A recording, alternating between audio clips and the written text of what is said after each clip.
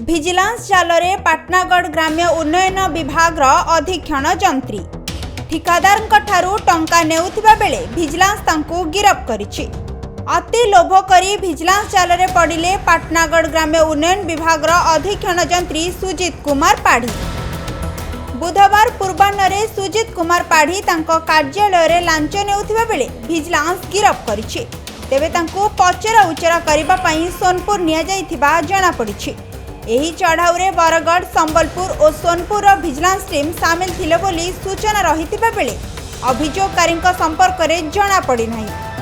एही चढ़ाऊ रे बरगढ़, संबलपुर और सोनपुर विजिलेंस टीम सामिल थिले बोली सूचना रहितिबा बेले अभियोगकारी संपर्क में जणा पड़ी नाही। वर्तमान पर्यंत विजिलेंस केते टंकार संपत्ति जबत करिछि तार कौनसी सूचना मिली नाही।